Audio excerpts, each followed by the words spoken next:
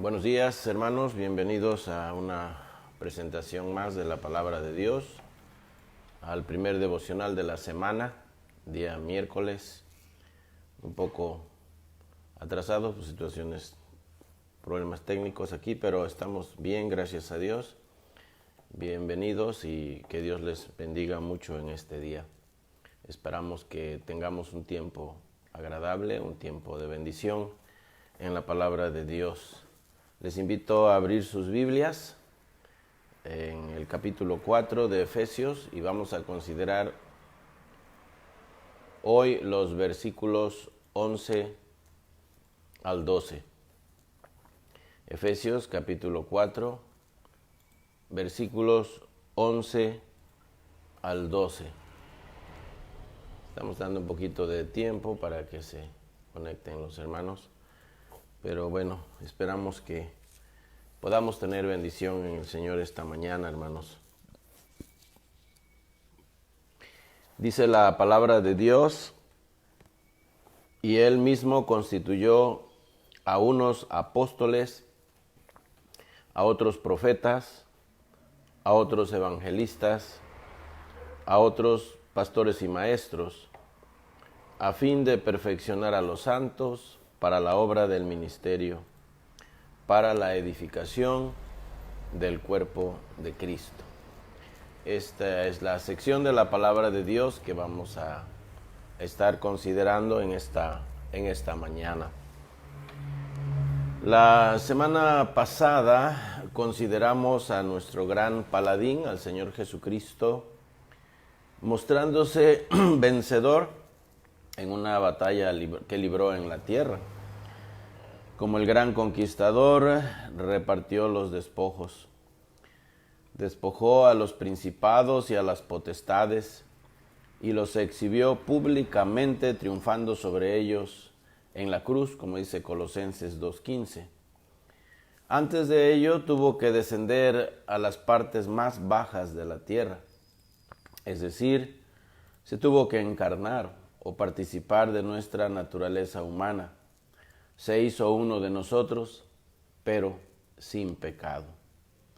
Él fue totalmente sin pecado. Él participó de nuestra naturaleza humana, pero jamás cometió un solo pecado.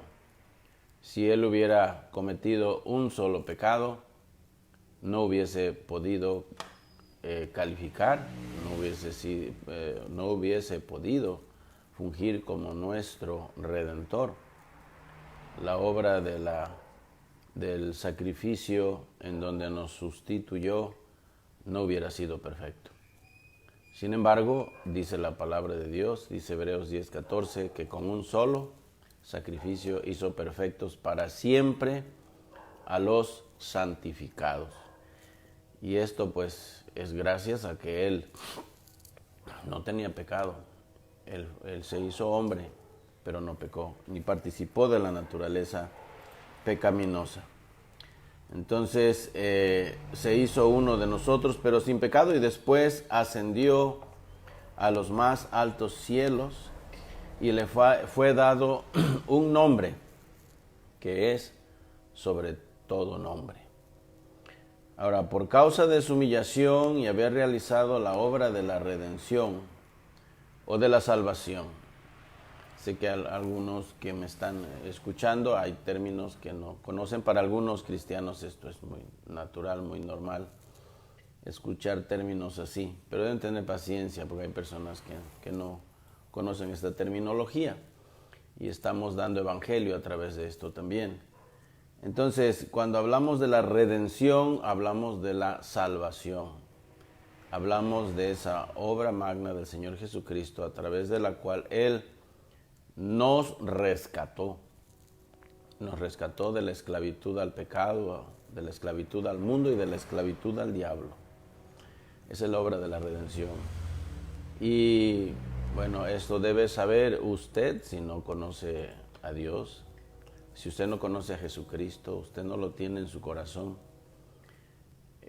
Tal vez usted piensa que es libre, tal vez piensa que usted es la persona más libre del mundo, pero no, usted está esclavizada a su pecado usted está esclavizada a este sistema, a esta manera de pensar y de vivir que se llama mundo. Y sin saberlo y sin afán de ofenderle, el enemigo hace con usted lo que quiere. Nos usa como marionetas el diablo cuando no tenemos a Cristo en el corazón. Por eso es muy importante que usted, si no conoce a Cristo, usted le entregue su vida a Él. Tal vez preguntará, bueno, pero ¿cómo le puedo hacer? ¿Cómo le entrego mi vida a Cristo? Es muy simple. Usted puede ir allí en la parte más escondida de su casa, puede usted cerrar su recámara y ahí ponerse en paz con Dios. Usted puede pedirle a Jesucristo que entre en su vida, que usted ha oído su mensaje y que usted necesita conocerlo y usted quiere ser rescatado por Él. Bueno, entonces hablamos de la obra de la redención, es decir, de la salvación. Ahora, por causa de esa humillación y haber realizado esa obra de la redención, se ganó el derecho de gobernar a la iglesia y convertirse en su cabeza. De esto nos habla la epístola a los Efesios. Nos habla de la iglesia. Cristo, la cabeza de la iglesia. No podemos llamar a nadie más con este título, porque este título solamente pertenece al Señor Jesucristo. Yo sé que en la religión popular así se le llama a un hombre que está ejerciendo allá un papel muy importante en Roma, en el Vaticano, pero ese señor no es cabeza de la iglesia, aunque usted se ofenda, la cabeza de la iglesia es Jesucristo. Tampoco es vicario de Cristo. El único vicario de Cristo en esta tierra es el Espíritu Santo. Eso dice la palabra de Dios. Entonces, no podemos llamar a nadie más con este título. Este título solamente pertenece al Señor Jesucristo. Él es la cabeza de la iglesia, es decir, Él la gobierna. Él la gobierna, Él la cuida, la protege, la sustenta. Entonces, este Señor Jesucristo es quien dio dones, o sea, la palabra es carismas, viene de la palabra caris, dones. Si se traduce literalmente, se traduce regalo, obsequio. Y estos son los carismas, son dones que ha dado a la iglesia. ¿Qué significa esto? ¿Qué son dones? Bueno, pues esas son capacidades extraordinarias que da el Espíritu de Dios a todo aquel que es hijo de Dios, aquel que ha sido adoptado en la familia de Dios. Entonces, Jesucristo, como vencedor, como conquistador, ganador, Él venció al diablo, venció a sus huestes, Él se convirtió en la cabeza de la iglesia y ahora Él es nuestro Señor, Él es nuestro Salvador. Entonces Él vino y dio dones a los hombres, dio dones a la iglesia, es decir, dio carismas a la iglesia. En este sentido, todo cristiano es carismático, ¿verdad? Yo sé que este título se le otorga a aquellos que pertenecen a iglesias, se les llaman así, carismáticas. ¿Por qué? Porque hacen énfasis en dones extraordinarios del Espíritu, como hacer sanidades, milagros, hablar en lenguas y cosas así. Pero no en un sentido muy bíblico. Todo cristiano, todo hijo de Dios, todo aquel que ha nacido de nuevo, tiene dones. Y en ese sentido tiene carismas. Y por tener carismas o tener dones, es carismático. En un sentido muy bíblico. ¿Y quién dio estos dones? Bueno, pues el Cristo, el conquistador, el vencedor. Él dio dones a la iglesia. Este derecho se lo dio Dios el Padre de otorgar estos dones a la iglesia. En el versículo 7 de este mismo capítulo dice que a cada uno de nosotros nos fue dada la gracia conforme a la medida del don de Cristo. Y el versículo 8 dice que Él dio dones a los hombres. Y Él lo ha dado en la medida del don de Cristo. Entonces cada uno le fue otorgado un don, 2 dones. Yo creo que mínimo cada cristiano debe tener un don mínimo. Algunos piensan que mínimo 2 dones debe tener un cristiano. Bueno, yo no estoy seguro de eso, pero sí les puedo decir que todo cristiano ha sido dotado con capacidades especiales dadas aquí por Cristo a la iglesia, dadas a nosotros para desempeñar algún trabajo especial para nuestra participación en la obra de Dios, en la iglesia. Entonces, a través de estas capacidades, nosotros trabajamos, nosotros participamos en la obra de Dios. Dios no nos ha llamado, si se dan cuenta, a una vida estática, como lo he dicho en otras ocasiones. No se trata de que pues ya me convertí, ya me salvó el Señor, ahora pues voy a ir cada 8 días a la iglesia, con la misma me regreso, continúo mi vida, no me preocupo de nada el resto de la semana. Al siguiente domingo me presento otra vez, canto, leo la Biblia, escucho un sermón y me voy a mi casa. Esa no es la vida cristiana a la que hemos sido llamados. Nosotros hemos sido llamados a conocer a Jesucristo, pero también para participar en su obra. Y lo hacemos a través de un servicio que damos a la iglesia. No lo hacemos allá solos, a media calle, decimos, pues aquí estoy sirviéndole a Dios. Se hace a través de su cuerpo, a través de la iglesia. Estos dones representan ministerios y representan lugares en el cuerpo de Cristo. El apóstol Pablo usa la analogía del cuerpo humano y dice que así como un cuerpo tenemos muchos miembros, así también nosotros, siendo muchos miembros, somos un solo cuerpo. Es decir, la iglesia del Señor Jesucristo. Y allí cada uno tiene una participación, unos de una, otros de otra. Incluso entre los que predicamos la palabra de Dios, ejercemos el ministerio del servicio de tiempo completo en la obra de Dios, dirigiendo una iglesia, predicando, enseñando, discipulando. Esto es conforme a la medida del don de Cristo, en la capacidad que Dios nos quiso dar. Y no podemos entonces pasarnos la vida compitiendo con este, con aquel, con el otro, queriendo imitar a aquel, a este, al otro, porque a cada uno nos ha sido dado un don de acuerdo a la voluntad de Dios. Y el Señor Jesucristo lo hace a través de su Santo Espíritu, que, como dice Pablo a los Corintios, repartió a cada quien como Él quiso, porque Él es soberano.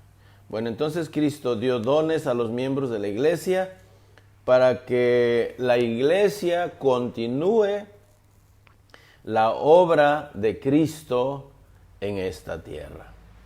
El Señor Jesucristo comenzó este trabajo. El Señor Jesucristo comenzó esta obra. Y ahora la iglesia continúa esta obra de Cristo en la tierra. Y el pasaje nos dice que a unos los hizo apóstoles, a otros profetas, a otros evangelistas y a otros pastores y maestros. Bueno, vamos a ver en qué consiste cada uno de estos dones. Los apóstoles.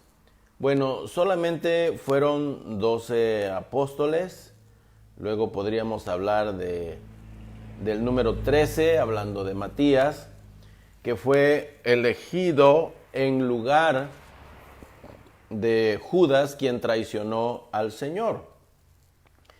Bueno, ya no se sabe mucho de Matías, qué tanto hizo, él desaparece aquí en la historia bíblica, pero luego aparece otro personaje y es quien escribió esta epístola también, es el apóstol Pablo, que fue también convertido en apóstol de Jesucristo. Él no anduvo con los 12 apóstoles, y esta seguramente que era una acusación de las más pesadas de parte de los judaizantes, esos enemigos del ministerio de Pablo, que trataban de regresar a los creyentes, aquellos que eran convertidos bajo el ministerio de Pablo, intentaban regresarlos a las prácticas del judaísmo, someterlos a la ley de Moisés otra vez.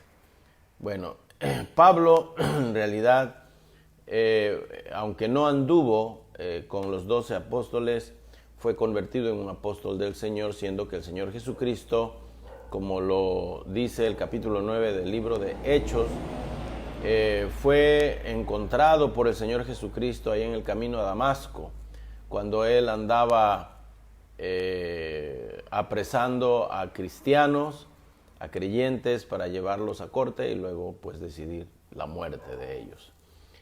Entonces el Señor Jesucristo se le apareció en el resplandor de su gloria y lo convirtió en un apóstol más. Entonces, si hablamos de 12 apóstoles, luego hablaremos de 13 con Matías y luego Pablo sería el número 14.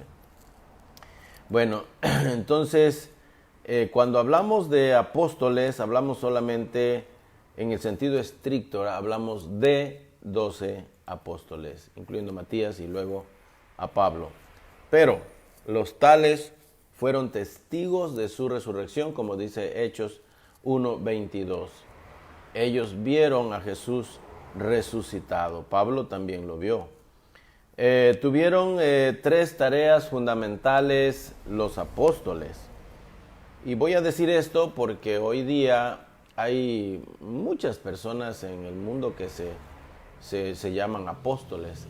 Y es más, han ido más allá nombrando a personas del género femenino para el apostolado. Y no porque yo quiera denigrar al género femenino, no, para nada. Somos iguales a los ojos de Dios, tenemos el varón y mujer, tenemos el mismo valor a los ojos de Dios, pero tenemos distintos roles en la vida. Y el Señor Jesús jamás nombró a una dama para ser apóstol. Pero hoy día hasta se da el lujo de decir, viene la apóstola fulana de tal, contradiciendo la misma palabra de Dios. No sé cómo pueden hacer esto, pero lo hacen. Bueno, entonces, solamente estos apóstoles existieron. Una vez que muere el último de ellos, que es Juan, se acaban los apóstoles y no había sucesiones más. La tarea de ellos, 3 cosas, 3 tareas fundamentales encomendadas por el Señor Jesucristo a los apóstoles. La primera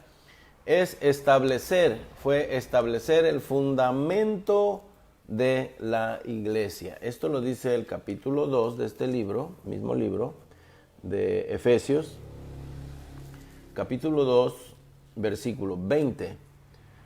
Dice así: edificados sobre el fundamento de los apóstoles y profetas, siendo la principal piedra del ángulo Jesucristo mismo. ¿Qué fue la tarea de los apóstoles? Es como cuando se construye una casa, se hacen zanjas y se pone la cimentación. Pablo dijo: yo como perito arquitecto, quiere decir, él puso el fundamento. Esa fue la tarea apostólica, poner el fundamento. ¿El fundamento qué? Fundamento doctrinal. Ellos pusieron la base. Ahora, la piedra principal, cada edificio en aquella época tenía una piedra principal llamada la piedra angular, en donde descansaba la infraestructura de todo el edificio, el peso de todo el edificio, para que estuviera firme. Era una piedra muy grande, muy pesada. Entonces, la idea es esta: la piedra angular, la piedra principal sobre donde descansa toda la infraestructura de la iglesia cristiana, es el Señor Jesucristo. No hay manera de que colapse, no hay manera de que caiga. Él dijo que ni siquiera todas las fuerzas del infierno podrían derribarla. Y esto se ha cumplido a lo largo de la historia, de estos 2000 y pico de años. ¿Cuántos han intentado, ¿verdad? ¿Cuántos ha querido usar Satanás para destruir a la iglesia cristiana con su libro, con su Biblia? Oh, ha sido una cosa terrible. Allá cuando se cerró la cortina de hierro y impedían que el evangelio entrara a Rusia y que entrara a los países, ciertos países de Europa, era una cosa terrible, ¿verdad? Porque se exponían a la muerte los misioneros. Y cuántas historias hay, sobre todo en ese libro llamado El Contrabandista de Dios, ¿verdad? Donde llenaba su coche de Biblias y él oraba y le decía a Dios, Dios, haz que estas personas no vean, ciega sus ojos para que no vean las Biblias y estas puedan entrar y ser leídas para que este pueblo se convierta. Y cuántas veces logró pasar Biblias y más Biblias y tantos podían leerla. Hermanos, los apóstoles establecieron el fundamento. Ellos fueron usados por Dios para establecer la doctrina bíblica, la doctrina de la iglesia, siendo la piedra principal el Señor Jesucristo, desechada por los edificadores, ¿verdad? Desechada por los judíos, pero para nosotros, como dice Pedro, es preciosa, ¿verdad? Él es precioso, nuestro Señor Jesucristo. Segunda tarea, recibir, declarar y escribir la palabra de Dios. La Biblia fue escrita por apóstoles o alguien que fuera avalado por un apóstol. Solamente hay un escritor que no se cree sea judío, y este es el doctor Lucas, y de él tenemos 2 libros en el Nuevo Testamento. Pero ¿quién fue Lucas? Fue uno de los mejores amigos y más leales compañeros de ministerio del apóstol Pablo.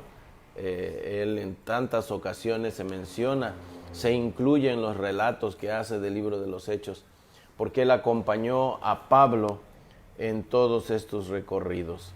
Entonces, es el único que no es judío, que no era apóstol, sin embargo, fue avalado por el mismo apóstol Pablo para recibir, declarar y escribir la palabra de Dios.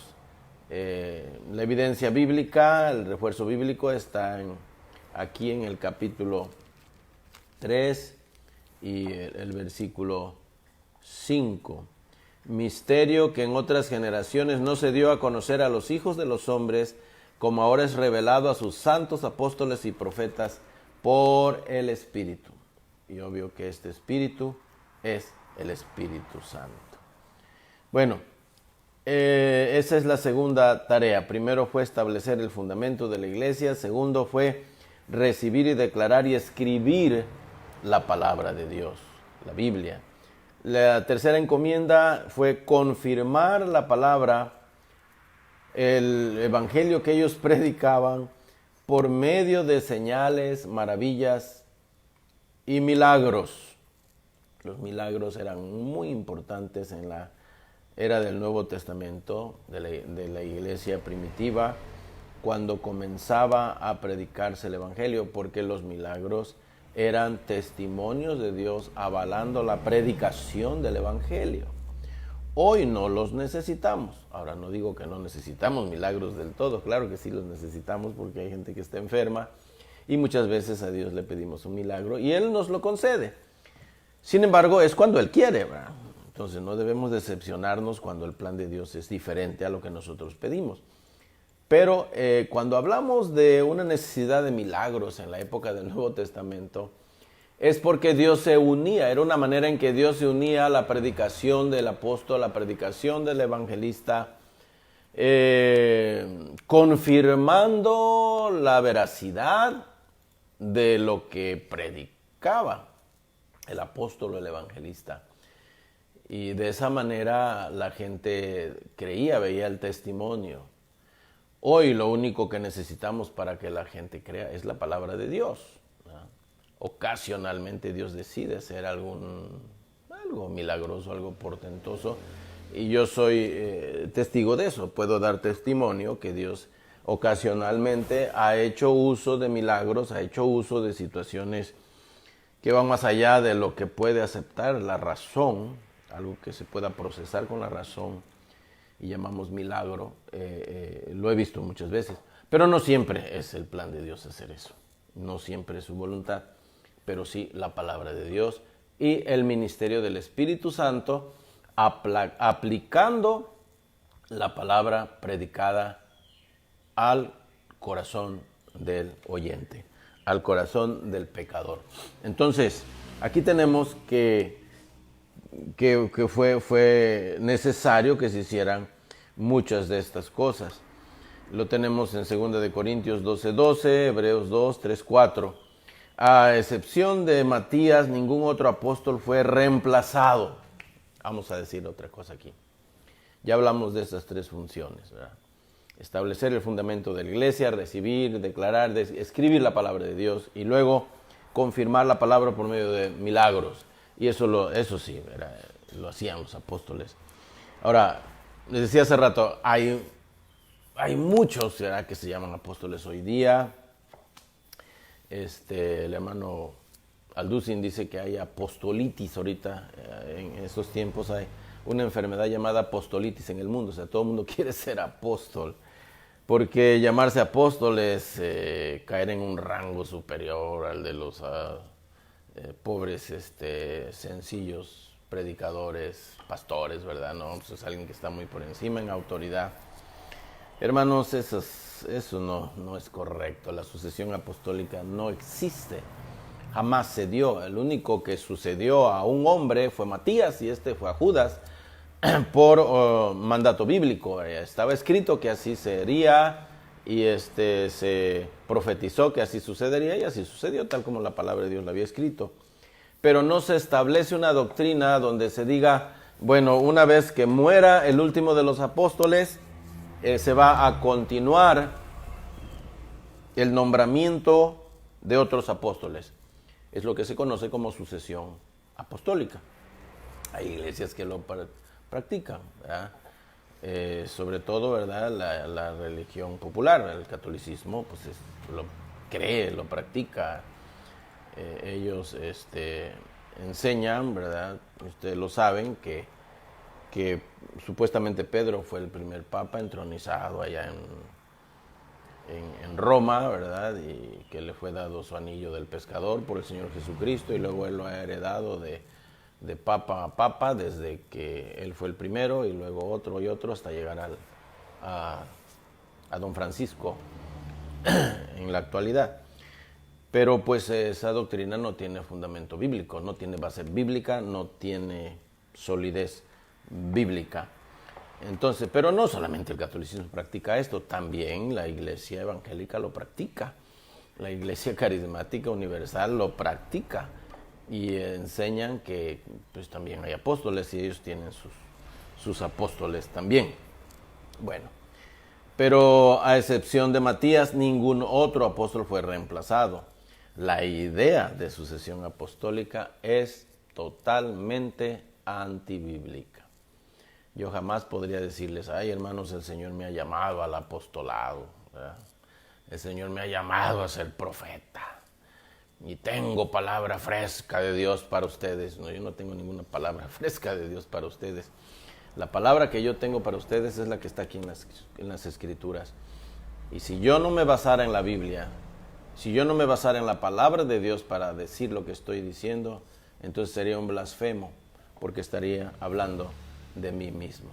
Aquel que dice, hermanos, tengo palabra de Dios para ustedes, anoche tuve una revelación, cuidado, porque la revelación fresca no creo que exista.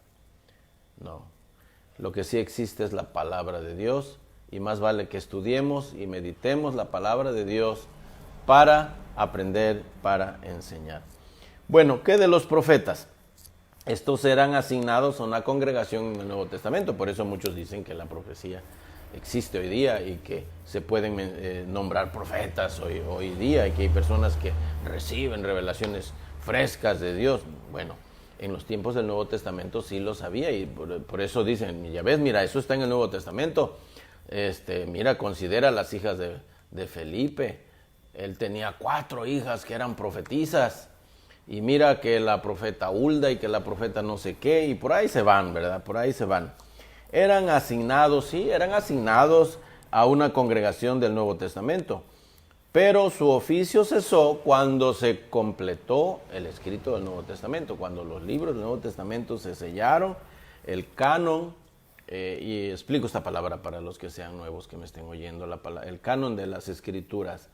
Es decir, es la medida exacta del número de libros que son reconocidos como inspirados por el Espíritu de Dios, por el Espíritu Santo, que forman parte de la Biblia.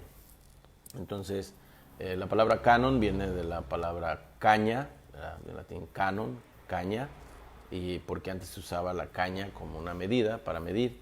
Entonces se infiere que el número de la medida exacta de libros del Nuevo Testamento, ese es el canon del Nuevo Testamento, existe el canon del Antiguo Testamento. Ahora, del Antiguo y Nuevo Testamento hablamos de, si no me equivoco, de 39 libros en el Antiguo, 27 en el Nuevo Testamento, y esa es la medida exacta de libros que bien a bien se conocen como inspirados por Dios, inspirados por el Espíritu de Dios. Ese es el canon de las Escrituras, del Antiguo y Nuevo Testamento. Ahora, en la religión popular, en la Iglesia Católica, pues les fueron añadidos los libros apócrifos, y así se llaman. No se pueden llamar de otra forma, se llaman libros apócrifos. Eso significa libros de dudosa procedencia, es decir, que no hay seguridad que sean inspirados por Dios. Son apócrifos, no son verdaderos en sí, vaya. Como libros de historia, tal vez la historia de los macabeos, las guerras de los macabeos, tienen su valor, pero como libros inspirados por Dios, no. Y además contradicen la enseñanza general de las Escrituras. Y una de las reglas que usaron los judíos para decidir cuáles eran los libros, bien a bien, inspirados por Dios, es que no hubiera contradicción doctrinal entre unos y otros. Y eso tenemos en la Biblia, una secuencia de pensamientos desde Génesis hasta Apocalipsis. No hay contradicción alguna, pero si tú los cotejas, tú los comparas con los escritos apócrifos, con los 7 libros apócrifos que tiene añadida la Biblia, que se llama Biblia Católica, bueno, pues sí, hay contradicción. Tú lees Tobías y Tobías aconseja que las buenas obras te van a dar la salvación, cuando Efesios 2, 8 y 9 dice que no es por obras para que nadie se gloríe. Bueno, ahí tenemos entonces que los profetas, su oficio cesó cuando se completó el Nuevo Testamento. A veces daban mensajes directos de Dios, como lo tenemos en Hechos 11. Agabo, ¿verdad? Por ejemplo, él dijo, va a venir una gran hambre en esta tierra. Y sucedió, porque sí, Dios se lo dijo. Todavía no estaba escrito todo el Nuevo Testamento. Había profetas aquí y allá en el Nuevo Testamento, eran asignados a las iglesias. Sus mensajes debían ser validados también por otros profetas, como dice 1 Corintios 14, 32. Unos hablaban y luego los otros meditaban lo que la otra persona hablaban para ver si era correcto. Y tenían que conformarse a la enseñanza de los apóstoles. Bueno, entonces ya hablamos de apóstoles y profetas. ¿Quiénes son los evangelistas? Estos vinieron a reemplazar a los 2 oficios anteriores, es decir, a los apóstoles y profetas. Estos son los que tienen una capacidad especial del Espíritu de Dios para compartir el Evangelio, para predicar el Evangelio. Y como quisiera yo tener ese don, ¿verdad? Siempre lo envidié y lo sigo envidiando, ¿verdad? Sanamente hablando de la envidia. Es una buena envidia. El querer, ¿verdad?, tener capacidades del Espíritu que Él nos negó, ¿verdad? A mí ya me llamó al pastorado y es donde yo me desenvuelvo. Me gusta mucho predicar la palabra de Dios, me gusta mucho enseñarla, me gusta mucho vigilar el estado de la iglesia. Esa es mi función, es mi trabajo. Si veo desorden, debo poner orden. Si veo problemas, debo atenderlos. En fin, mi trabajo es cuidar al rebaño del Señor, como lo voy a describir aquí cuando lleguemos a pastores y maestros en unos cuantos minutos más. Entonces, los evangelistas, ¿verdad? Ay, qué bendición. Y el tener esa habilidad del Espíritu de Dios para ir y alcanzar almas nuevas, darles el Evangelio, predicarles la palabra de Dios y que el Espíritu de Dios los use, porque sí los usa. Y ay, cuántos hermanos tienen ese don en la iglesia, deberían usarlo. Hay algunos que lo tienen y ni lo saben, ¿verdad? Ni siquiera saben, porque no se han preocupado por descubrir qué capacidades les ha dado el Señor para trabajar en la iglesia. Es ahí donde se van a desenvolver. No me refiero a estar encerrados en esas 4 paredes, ya hemos comprobado que no es necesario estar encerrados ahí siempre para servirle al Señor, pero sí como cuerpo estamos trabajando. unos sosteniendo, otros saliendo, unos yendo, viniendo, otros cooperando para que la obra de Dios siga adelante. Bueno, porque tienen el don de compartir, de dar. Ese es otro don que no se menciona aquí. Hay 18 dones diferentes en el Nuevo Testamento y no es el plan para mí ahorita hablar de todos esos 18 dones aquí. No me alcanzaría el tiempo. Pero sí estoy tratando de explicar los que aparecen aquí. Entonces ya hablamos de los apóstoles, ya hablamos de los profetas, ahora hablamos de los evangelistas. Y estos son los que comparten las buenas nuevas de salvación del Señor Jesucristo a gente nueva. Tenemos casos así. El caso de Felipe, él era diácono, pero también tenía el don de evangelismo. Y cómo este hombre, ¿verdad?, se encontró con el etíope, le predicó el evangelio, el etíope se convirtió y hasta lo bautizó. Fíjense, todavía no salía del perímetro tal vez de la nación hebrea, de Israel, y lo bautizó. Se fue hasta bautizadito ya a su casa, a África, y allá predicó el evangelio este hombre. Bueno, también Timoteo era pastor, pero también tenía el don de evangelista.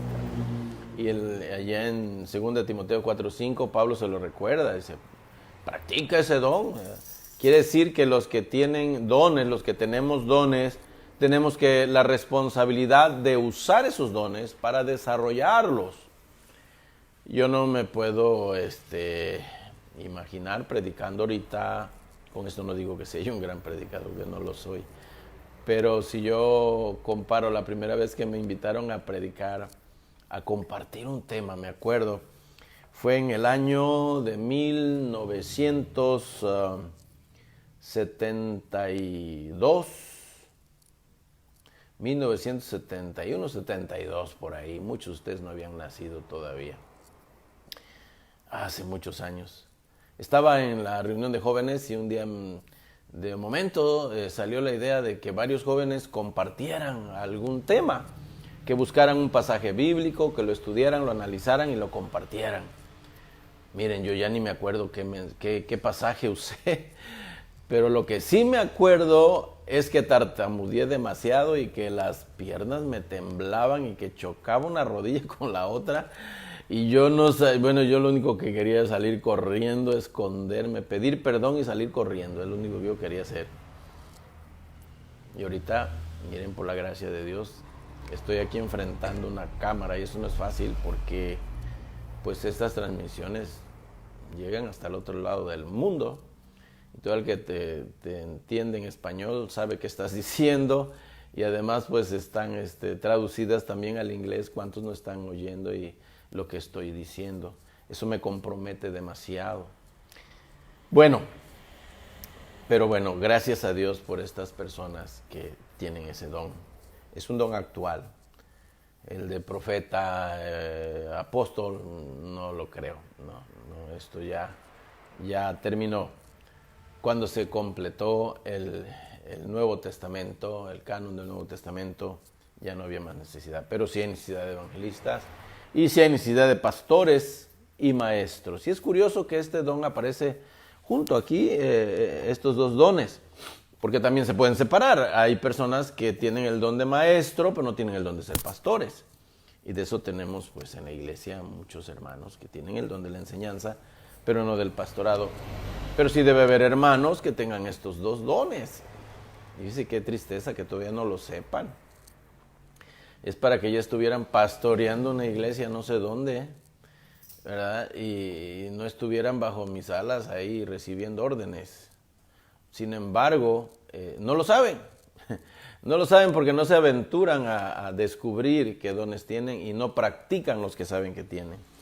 Bueno, pero tenemos aquí, dice, estos son pastores y maestros, van juntos. Estos tenían y tienen la encomienda de dirigir a la iglesia local. Un pastor comanda una iglesia, tiene esa responsabilidad de dirigirla, protegerla. Tienen la responsabilidad de enseñar la palabra y proteger a la iglesia de la mala doctrina y también de mala influencia o malas influencias. a veces subestiman el trabajo de uno y la capacidad que Dios da a uno para darse cuenta de las cosas, pero no, pues tenemos que ser sabios y no actuar de manera arrebatada y ya, pues tú te sientas acá y tú allá. No. Tenemos que analizar la situación y tenemos que ver que la iglesia debe ser protegida. Y esa es la función de un pastor, proteger al rebaño. Cuando viene el lobo, el pastor se acostaba o se ponía mero a la entrada de donde estaban las ovejas. Y si venía el oso, venía el león, venía el lobo, tenía que pasar por el pastor. Y ahí esta es la enseñanza, esta es la comparación bíblica, muy bíblica. El pastor debe proteger. Y créanme que cuando sea necesario de dar el aviso y sea necesario mostrar, decidir que las cosas deben ponerse en orden, lo voy a hacer. Eso se tiene que hacer porque los pastores para eso estamos. No puede haber desorden en la iglesia, no se debe permitir.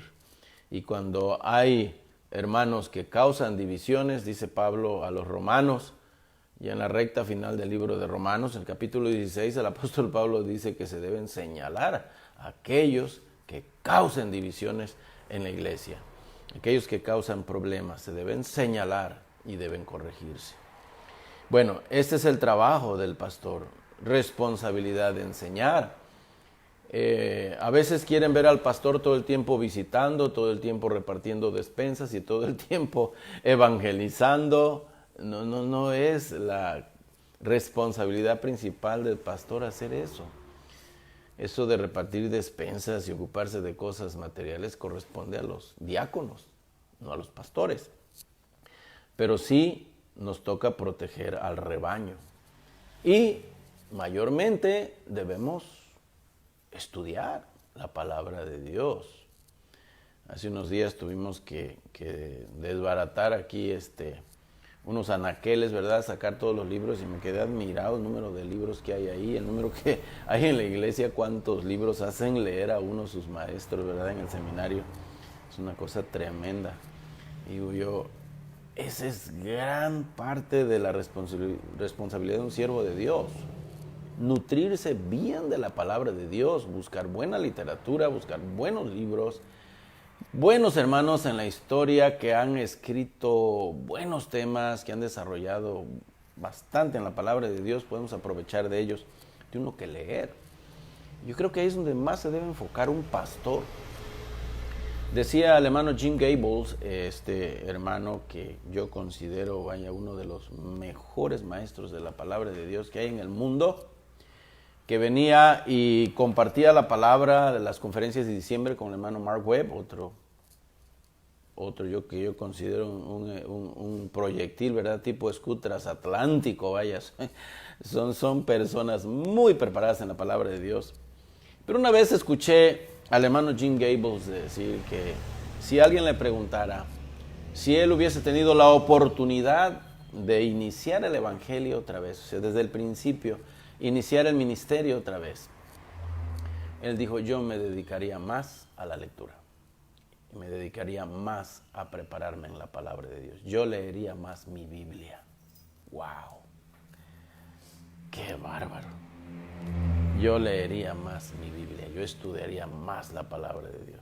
Hermanos, la Biblia es un mar que no se puede agotar. Usted se avienta a sus aguas y por más que nade mar adentro y más profundo, jamás podrá agotar toda la sabiduría que hay en la palabra de Dios. Y yo así me quedo boquiabierto cuando estoy estudiando la palabra de Dios, un tema que considero poder manejar en cierta manera cuando hablamos de los dones espirituales. Me quedo perplejo, ¿verdad? Cuando estoy revisando más literatura y estoy leyendo un comentario, otro, y digo, no hombre, qué bárbaro, nunca voy a terminar de aprender. Y esa es la verdad. Pero si no me preparo, ¿cómo voy a instruir a la iglesia del Señor? ¿Cómo la voy a proteger de la mala doctrina si no conozco bien la palabra de Dios? Bueno, los pastores y aquellos que tienen aspiraciones al pastorado, más vale que se pongan a estudiar. Hay mucha necesidad en las iglesias de que se les instruya y que se les instruya bien. Porque hoy día lo que más se está predicando es metafísica y psicología, y esa barata. Entonces, tenemos que conocer la palabra de Dios, hermanos, para poder defender a la iglesia de la falsa doctrina. Ahora, ¿con qué propósito Dios da a estos hombres aquí en la iglesia? Bueno, el versículo 12 lo dice claramente: a fin de perfeccionar a la iglesia para la obra del ministerio, para la edificación del cuerpo de Cristo. Este es el propósito, edificar a la iglesia. Y la palabra edificar aquí bien puede traducirse equipar. Es decir, a la iglesia se le debe proporcionar el equipo indispensable, el equipo necesario para que haga su función. Y termino con estas palabras. No es en sí la responsabilidad de los líderes, los que tenemos el don de ser evangelistas, ser pastores, maestros, hacer todo el trabajo de la iglesia. No, señor. Nosotros estamos para equipar a la iglesia. La palabra griega que se traduce aquí edificar, literalmente se traduce equipar, es capacitar. La idea es esta, que el trabajo principal de un siervo de Dios es enseñar, es capacitar a la iglesia para el ministerio, para la labor del ministerio. A últimas, ¿a quiénes corresponde hacer el ministerio? Pues es a la iglesia, no a los pastores. Es una idea mal que tenemos hoy día en las iglesias. No, por eso le pagamos, él tiene que hacer todo, él tiene que orar, él tiene que evangelizar, él tiene que discipular, él tiene que repartir las despensas. No están locos, eso no es cierto. Tenemos que aprender que la función del ministerio le corresponde a la iglesia, y a nosotros, pastores, maestros, tenemos que instruirlos para que ustedes hagan la labor. Por eso hoy día la iglesia está tan muerta. Por eso hoy día no está creciendo la obra como debería, porque no está trabajando, la iglesia no está cumpliendo con su responsabilidad. Entonces tengamos cuidado con esto, hermanos.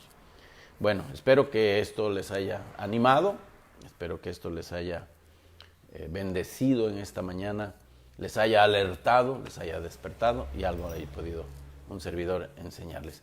Que Dios les bendiga, y a mis amigos que están por primera, segunda vez. Ayer hay un amigazo allí que estaba un poco preocupado porque no podía encontrarme en las publicaciones que hay en Face, y bueno, espero que mi amigo Panchito esta mañana lo haya podido encontrar. Que Dios les bendiga grandemente, hermanos, y les espero para el día de mañana, no se les olvide. Dios les bendiga.